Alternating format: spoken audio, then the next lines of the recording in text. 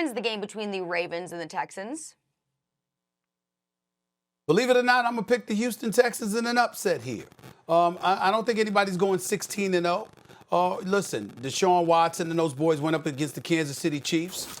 They ended up losing that game. We understand how porous they looked. I don't like the fact that DeAndre Hopkins is gone. It doesn't give me a reason to feel but so much faith in the Houston Texans.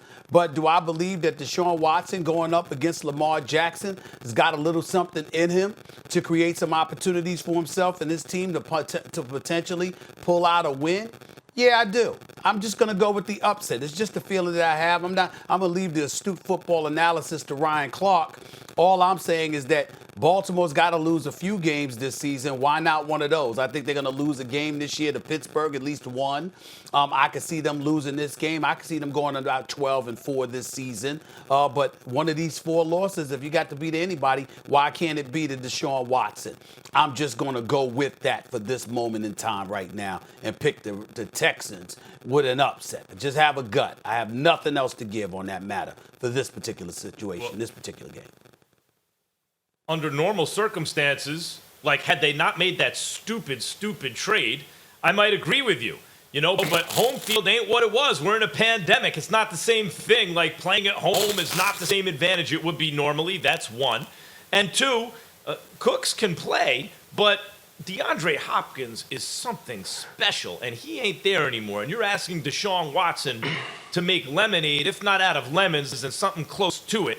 And that's one thing. You know what? I think Deshaun Watson will lead an offense that will score on this Ravens defense.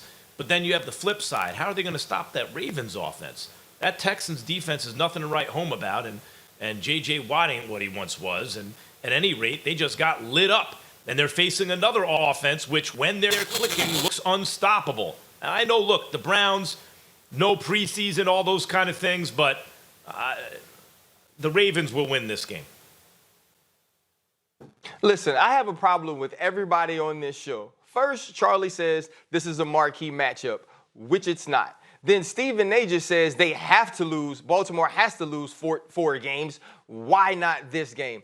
And then Max totally gives Lemons a bad rap by comparing them to the Houston Texans. Lemons are sometimes good. If you do the right things with them, lemonade can be special. They even add to club soda when you go out and get something to eat. The Houston Texans are not lemons. There's something way far from that you can do nothing good with.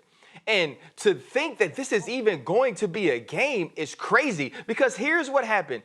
Deshaun Watson set up perfectly. He gets his big deal, and he's playing against the last two MVP winners, Patrick Mahomes, Lamar Jackson. I think he is in the conversation with those guys as quarterbacks of the future. Here's the problem. The Kansas City Chiefs, we're going to do everything we possibly can to give Patrick Mahomes all the weapons that he could possibly use to be the best he could ever be and be worth this contract. Lamar Jackson, we're going to give him everything he could possibly need, everything he could possibly use to be the best that he could possibly be, take us to a Super Bowl and make him the highest paid player in the league. Deshaun Watson, we're going to give away your best player. That's what happened. That's the difference between the Kansas City Chiefs, the Baltimore Ravens, and the Houston Texans. All three of those teams have great quarterbacks. One of those teams doesn't have a GM that's building around his great quarterback, and that's the Houston Texans. That's what we'll see this week. The secondary of the Baltimore Ravens with two Pro Bowl corners, great at the safety position, building up front, going out and get Calais Campbell up front. It's going to be hard to move the ball. And what was the issue for the Houston Texan defense against the Kansas City Chiefs? It wasn't Patrick Mahomes in that passing game. It was Clyde Edwards-Helaire in the run game.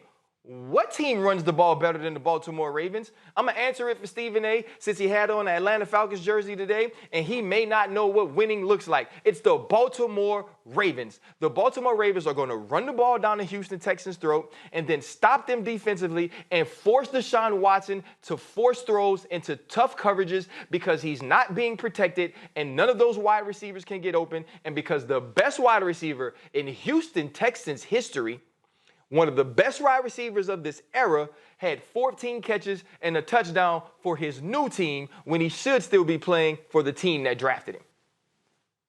Well, first of all, let's say this. We're in no position to disagree with you based on last year's contest alone.